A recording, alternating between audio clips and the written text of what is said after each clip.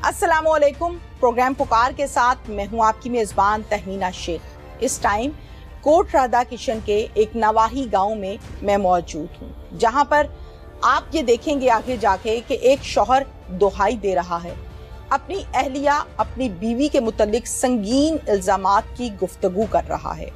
और वो इल्जामात ऐसे हैं कि जिसको मैं जस्टिफाई नहीं कर सकती, जो कि काम कानून का है, थाने का है, लेकिन थाने ने ये काम किया नहीं।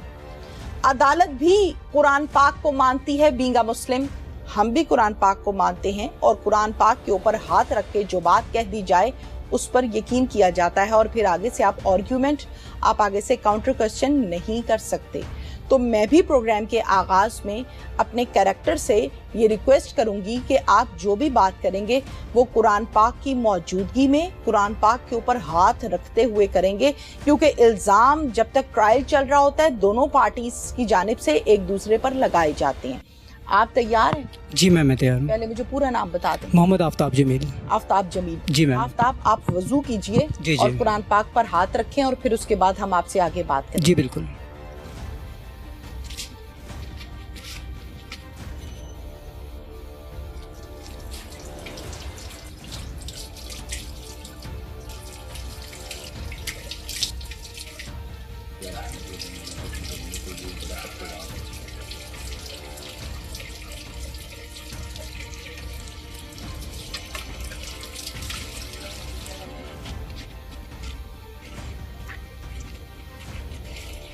वुजू आपने कर लिया? जी मैम। कुरान पाक मंगवाइए। बेटा कुरान पाक लेके आओ।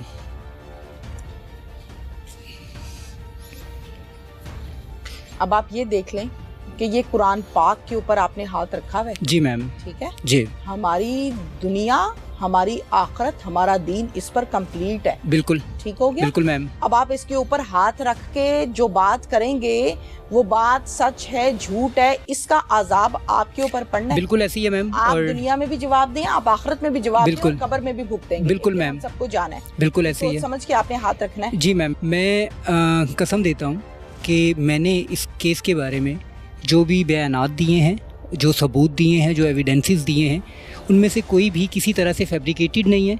इवन जो रिकॉर्डिंग्स हैं वो फैब्रिकेटेड नहीं है। मैं सारी जो एविडेंसेस हैं, CDRs हैं, जो सारी चीज़ें हैं वो आपको प्रोवाइड करता हूँ। आप उन्हें चेक करवा सकते हैं हर तरह से। और मेरे जो कोलो फेल हैं उन्हें जिस तरह से मर्जी जस्टिफाई किया जा सकता है, उनमें किसी किस्म का तजाद आपको नहीं मिलेगा। ठीक है। पूरा नाम क्या आपका? मोहम्मद आफ्ताब जमील। मोहम्मद आफ्ताब जमील। उम्र कितनी है आपकी? 30 ईयर्स। 30 ईयर्स। शादी को कितना अरसा हुआ? 12 साल हो गए मैम। बच्चे कितने हैं? 4 बच्चे हैं। ये 12 साल का अरसा कैसे गुजरा? मैम अच्छा था, पहले फाइनेंशियली कुछ मामला ठीक थे। मैं प्रोटोकॉल ऑफिसर रहा हूँ लाहौर एयरपोर्ट पे। एक अच्छी जॉब थी। 21 में जाके मेरी वो जॉब ख़त्म हुई। उसके बाद मैं कॉन्ट्रैक्ट पर थी? जी मैम, कॉन्ट्रैक्ट पे थी। ठीक है। उसके बाद मैं मेरे फादर मूव हुए रिटायरमेंट के बाद गांव में, तो हम लोग यहाँ पे गांव में मूव हो गए। कुछ लड़ाई झगड़े होते हैं मेरे ससुरालियों के साथ, जिसके मद में मेरी वाइफ को वहाँ पे बुला लिया जाता है यूज़ करने के लिए। और एट द एंड मैं सारा वो केस करके, और केस करने के बाद अपने बच्चों को, अपनी वाइफ को यहाँ पे वापस ले आता हूँ। लेकिन उस पहला झगड़ा जो अपने ससुरालियों के साथ शुरू हुआ था वो कौन सा ईयर था? मैम 2022। 22? जी मैम। तब से सही झगड़े शुरू हुए हैं और अब तक चल रहे हैं? जी मैम। किस बात पर झगड़ा हुआ? मैम मेरे साले से झगड़ा था। बेसिकली उस घर में कुछ मामलात ऐसे चलते थे, मैं हमेशा अपने आप को अवॉइड करता था, और मेरी हमेशा ये कोशिश रही है, मेरी शादी को 12 साल हो गए, मैं वहाँ पे ज़्यादा स्टे नहीं करता था। क्योंकि उसमें भी मामला ये था कि मेरे एक साले का बेसिकली उसकी वाइफ के साथ रिलेशंस में थोड़ा प्रॉब्लम था, और उससे एक थोड़ा डाउट था। मेरे एक जो हमजुल्फ थे उन पे के उनके मेरी वाइफ के साथ रिलेशंस गलत हैं। तो मैंने उसे क्लियर करने के लिए उनकी थोड़ी हेल्प आउट की कि आप CDR से चीज़ें क्लियर कर लो। और जब मैंने हेल्प आउट की तो मेरे जो इन लॉज थे वो मेरे ख़िलाफ़ हो गए। मेरे साले से लड़ाई झगड़ा हुआ। उसके बाद जब लड़ाई झगड़ा हुआ, बात तलख कलामी तक पहुंची। पहले मैं वहाँ पे लड़ने के लिए गया, उसके बाद उन्होंने मेरे पे फायरिंग की। ठीक है। मेरे पे घर आके। ठीक है। जिसकी रैकी वो लेते रहे। उस टाइम पे भी मैंने CDRs के थ्रू प्रूफ किया था कि मेरे नेबर में वो किसी से कॉन्टैक्ट में थे कि मैं कब घर आ रहा हूँ, कब जा रहा हूँ। और जब वो सारी चीज़ें हुई तो एट द एंड उन्होंने मेरी वाइफ को वहाँ पे बुलाया विद चिल्ड्रंस, क्योंकि उन्हें पता था मेरे बच्चों के बारे में इंटेंशंस क्या हैं, और मैं वहाँ पे मजबूर हो गया। ठीक है जी मैम। नानो नफका का केस चला। 9 मंथ्स के बाद मैं अपनी वाइफ को वापस लाया। सिद्रा नवाज गिल जस्टिस थी, जिन्होंने मेरे बच्चों की तरफ मेरी इंटेंशंस को देखते हुए ये सारा वो चीज़ें सॉर्ट आउट की। नफका में आप पर मंथ क्या पे करते रहे हैं? मैम अप्रॉक्सीमेटली 14,000 के करीब मेरा बच्चों का जाता था। उसके बाद क्योंकि मैं इस चीज़ पे बड़ा इंटेंट होता था कि मुझे अपने बच्चों से मिलना है। 14,000 देते थे? 14,000 वो देता था, 1,200 रुपये किराया देता था जो बच्चों को मिलने के लिए लाते थे। वो 2 दफ़ा बच्चे आते थे तो तकरीबन 2,400 रुपये वो हो जाता था। उसके अलावा ऑब्वियसली मेरे बच्चे आते थे तो मैं उनके लिए खाने पीने के लिए और बाकी सारी चीज़ें करने के लिए वो सारे मामलात करता था। ठीक है जी। तो कोर्ट में मुलाकात होती? जी मैम, कोर्ट में मुलाकात होती थी। कितनी देर की मुलाकात होती थी? मैम तकरीबन आधे से पौने घंटे की। अच्छा, अब ये मुझे बताइए कि ये वाला जो सिलसिला है नानो नुफ्का, पैसे देना, कोर्ट में मुलाकात करना, ये इसकी ड्यूरेशन क्या है? 9 मंथ्स। सिर्फ 9 माह? सिर्फ 9 9 माह के बाद सुलह हो गई? जी बच्चे मैम। आपके पास जी मैम, आ गए। जिंदगी दोबारा चलने लग पड़ी? जी बिल्कुल। कितना अरसा ठीक चलती रही? मैम तकरीबन 6 से 7 माह। जब वो वापस आ गई, सुलह हो गई, तो फिर मामलात रूटीन पे चलने लगे? जी मैम, रूटीन पे चलने लगे, बट उसकी एक ही जिद थी, मुझे अलग मकान लेके दो। ठीक है। और मैं उसमें थोड़ा सा उस पे इस वजह से इंटरेस्ट लेता था क्योंकि यहाँ पे गांव में बच्चों की एजुकेशन का बड़ा मसला होता था। ठीक है। तो मैंने ये सोचते हुए कि मैं एजुकेटर स्कूल में अपने बच्चों को एडमिट करवा दूंगा, मैंने बच्चों को एजुकेटर स्कूल में एडमिट करवाया और मैंने सिटी में कोट राधा किशन सिटी में जाके एक घर ले लिया। ठीक है। और ऑब्वियसली मेरे माइंड में ना तो कोई नेगेटिविटी। रेंट पे लिया था? जी मैम, रेंट पे लिया। ठीक है। मेरे माइंड में उसके अकॉर्डिंगली कोई नेगेटिविटी नहीं थी, किसी भी तरह की कोई चीज़ें नहीं थी। लेकिन बच्चों को मैंने वहाँ पे एडमिट करवाया और साथ में एजुकेटर स्कूल की ही टीचर ट्रेनिंग स्टार्ट कर दी मैंने। ठीक है। स्पोकन इंग्लिश के लिए उन्होंने, प्रिंसिपल ने मुझे हायर किया, मैंने उसकी टीचर ट्रेनिंग स्टार्ट कर दी। But on the 3rd month मेरा एक्सीडेंट हो गया। मेरे से गाड़ी जो थी वो क्रैश हो गई थी, पलट गई थी और मैं बहुत ज़्यादा यानी कि उसमें प्रॉब्लम्स आई, इंजर्ड हो गया। और मेरा मुझे थोड़ा आई प्रॉब्लम हुआ था, मुझे नज़र आना बंद हो गया था। तो ऑब्वियसली मुझे वापस घर आना पड़ा। यहाँ पर अबाई घर? जी मैम, अबाई घर में आना पड़ा क्योंकि पेरेंट्स थे वहाँ पे, अकेला ना तो मैं रह सकता था, मुझे मेडिसिन के लिए जाना पड़ता था और ये सारी चीज़ें थी। ठीक है, फिर आप वापस यहाँ आ गए? जी मैम, वापस यहाँ पे आ गए। दोबारा शुरू हो गया कि वापस क्यों गए? जी मैम, जी मैम, यहाँ पे आ गया तो झगड़ा इस हद तक शुरू हो गया कि हमारे इज़्दवाजी ताल्लुकात किसी भी तरह से रहे ही नहीं। ठीक है। अब ये जो छोटे छोटे मसाइल आप बता रहे हैं ना, ये घर घर की कहानी? जी मैम। ठीक हो? जी मैम। नानो नुफ्का का केस तब आता है जब बहुत सीरियस पोजीशन आ गई। जी मैम, ऐसे ही है। जी मैम, इश्यूज जो चल रहे हैं। जी वो भी सॉर्ट आउट हो गया? वो भी सॉर्ट आउट हो गया। आ गई, सुलह हो गई? जी मैम, सुलह हो गई। अब आपका मेजर इशू क्या है, प्रॉब्लम क्या है? आपको थाने से भी शिकायत है, आपको माशरे से भी शिकायत है, आपको कानून से भी शिकायत है, तो आपके पास मौका है, मुझे बताएं आपका इशू क्या है? मैम मेरा इशू ये है कि मैंने आपको बताया कि मेरा एक्सीडेंट हुआ था। रिकवरी के बाद मैंने प्राइवेट एक कंपनी में जॉब स्टार्ट कर दी लाहौर में। रिकवरी कितने महीनों में हुई? मैम तकरीबन 4 से 5 माह में। 5 माह के बाद क्या हुआ? मैम 5 माह के बाद ये हुआ, मैंने जॉब स्टार्ट कर दी। मैं लाहौर रह रहा था, मैं वीकली बेसिस पे घर आया करता था। ठीक है। और कोई ऐसा प्रॉब्लम नहीं था क्योंकि फैमिली साथ रह रही थी। 31 मई को, ठीक है, कुछ घर, जी लास्ट मंथ यानी कि 31 मई थी 2024, मेरे घर पे कोई प्रॉब्लम होती है, मुझे उस बारे में कुछ नहीं पता। ठीक है। ठीक है, मैं उसके 2 दिन बाद घर पे आता हूँ। रात को 1:30 से 2 बजे मैं घर पे आता हूँ। आने के बाद खाना शाना खा के मेरी वाइफ मुझे बताती है कि जी इस तरह से घर पे झगड़ा हुआ, मेरा मोबाइल छीन लिया, ये चीज़ें हुई, वो चीज़ें हुई। मैं उससे पूछता हूँ जी मोबाइल क्यों छीन लिया? ठीक है। कि जी उसमें जी मैसेजेस थे मेरे। मोबाइल किसने छीन लिया? घर वालों ने। घर वालों में कौन है? फादर ने और ब्रदर ने। अच्छा, देवर ने और ससुर ने मोबाइल छीन लिया जी। ओके, आगे? मैंने कहा जी प्रॉब्लम क्या थी? कि जी उसमें उसके मैसेजेस थे लड़के के। ठीक है। तो मैंने कहा किस इंटेंशन से थे? हाँ। तो वो मुझे कहती है जी मेरी कोई गलत इंटेंशन नहीं थी, इस तरह के मामला थे। और रोती धोती है और बच्चों का वास्ता देती है। मैं उसे कहता हूँ जी ठीक है, जो बात हो गई सो हो गई, इस बात को यहीं पे खत्म करो। आपके पास उन मैसेजेस का कोई सबूत है? जी मैम है। दिखा दें मुझे। जी मैम, मैं दिखा देता हूँ आपको। एक तो सीडीआरस के थ्रू वो चीज़ें साबित हो रही हैं कि उन टाइमिंग्स पे सबूत हैं। मैसेजेस दिखा दें। जी मैम, मैं वो दिखा देता हूँ आपको। जी मैम, आप ये देख सकते हैं। स्क्रीनशॉट्स लिए मैं? जी मैम, स्क्रीनशॉट्स लिए थे क्योंकि ये मोबाइल उसके पेरेंट्स को हमने वापस कर दिया था।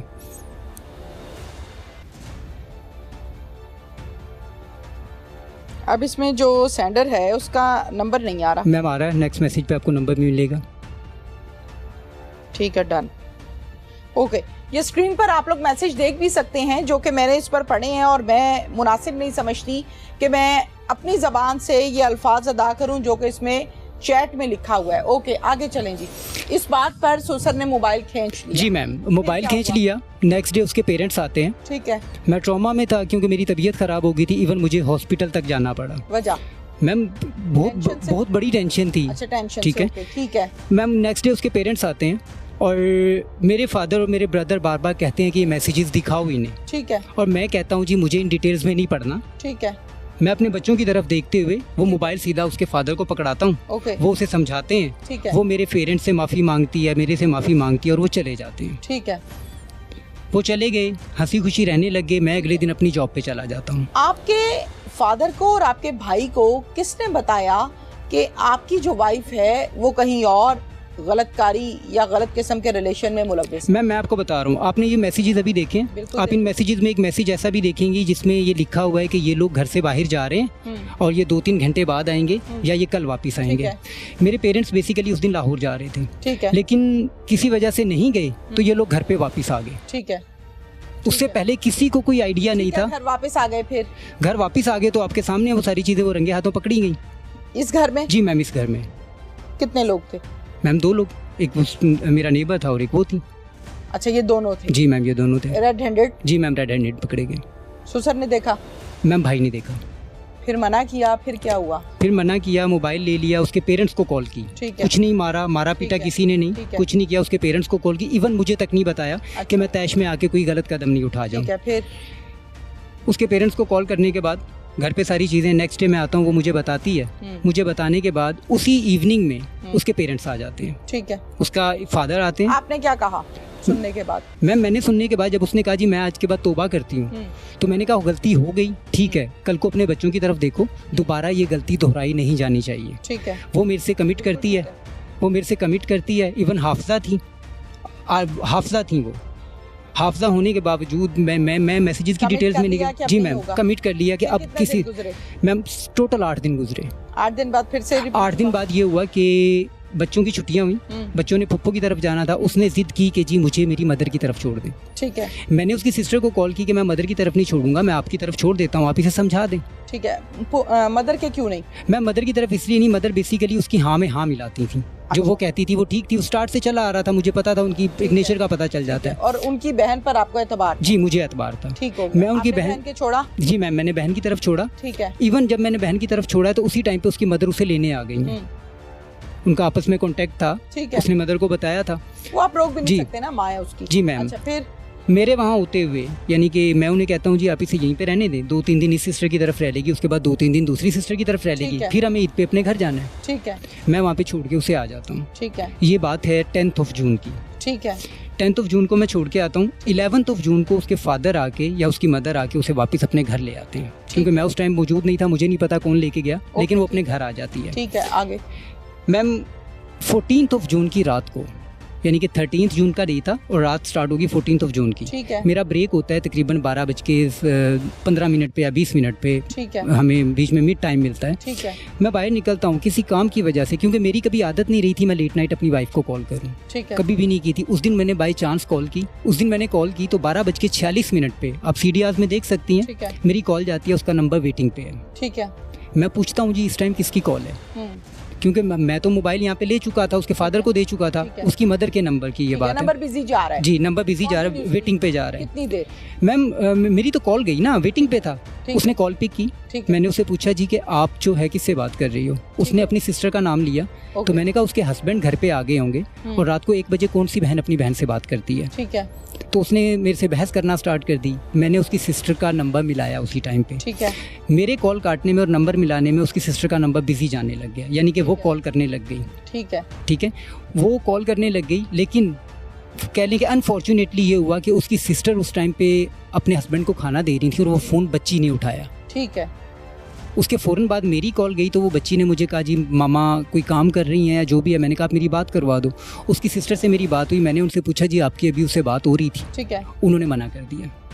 क्या कहा? उन्होंने कहा मेरी नहीं बात हुई। नहीं हुई? मेरी बात हुई थी, ठीक है। मेरे हस्बैंड के आने से पहले हुई थी और मेरे हस्बैंड को आए हुए 2 घंटे घर पे हो गए हैं। ठीक है। मेरा दिमाग खराब है, मैं जो इस तरह बात करूंगी। ठीक है। तो मैं उन्हें कहता हूँ जी ये चीज़ें पहले भी हुई हैं और ये चीज़ें अब फिर हो रही हैं। रात को 1 बजे बात कर रही है, तो वो इवन मुझे ये कहती हैं कि ये अगर हो रहा है तो गलत हो रहा है। ठीक है। इवन अगर इस तरह की माँ हो तो मैं भी अपने बेटों के लिए कभी तुम्हारी बेटियों का रिश्ता ना लूँ। ठीक है, ठीक है सर। जी मैम। कोई भी शरीफ शख्स जो है वो जी मैम काम बर्दाश्त नहीं करता। जी।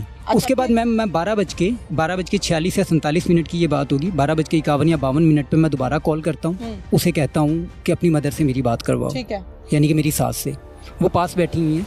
मैं उनसे कहता हूँ जी ये किसी और से बात कर रही है। वो मुझे कह रही है तुम्हें गलत फहमी हो रही है, ये हो रहा है, वो हो रहा है। एट द एंड मैं जब उन्हें कहता हूँ जी मैंने रुखसाना से पूछ लिया है, ये उससे बात नहीं कर रही थी क्योंकि वो इसी चीज़ पे थी, ये उससे बात कर रही है।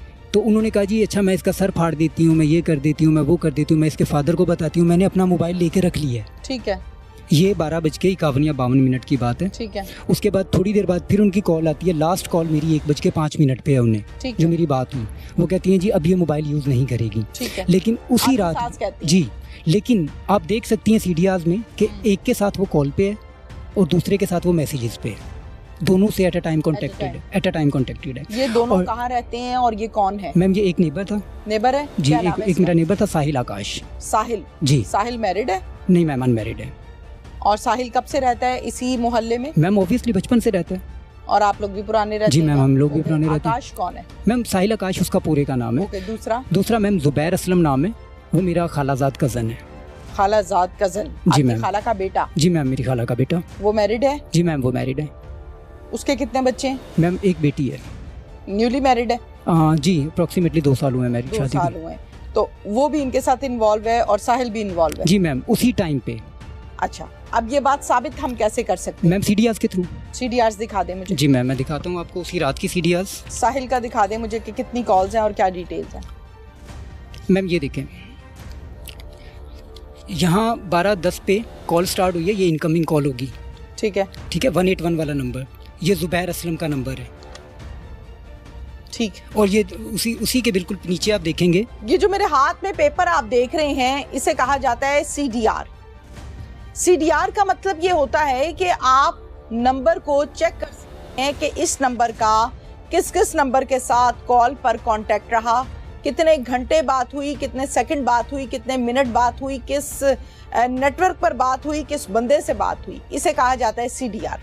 अच्छा, सीडीआर्स ये निकाल के बैठे हैं अपनी बीवी की, जिसमें बड़ा क्लियरली हम देख सकते हैं कि ये 2 लोगों के साथ कॉन्टिन्यूसली राब्ते में है, जबकि ये करने वाला काम था इनकी कहने पर, इनके कंप्लेन करने के ऊपर पुलिस का, जो कि पुलिस ने नहीं किया। जाहिर है मरता क्या ना करता, अपनी बेटियां भी नजर आ रही थी, अपना घर भी खराब होता नजर आ रहा था, शरीफ आदमी है तो खुद ही से एफर्ट स्टार्ट की। एफर्ट में फर्स्ट स्टेप लिया कि पहले सुलह की, दूसरा स्टेप लिया कि सास को बताया, समझाने की कोशिश की, तीसरा स्टेप लिया सीडीआर्स निकलवाई। और सीडीआर्स जो मैंने देखी हैं उसमें ये बात वाकई क्लियरली साबित होती है कि इस खातून का ताल्लुक या गपशप या मामला 2 लड़कों से साबित होते हैं सीडीआर के मुताबिक।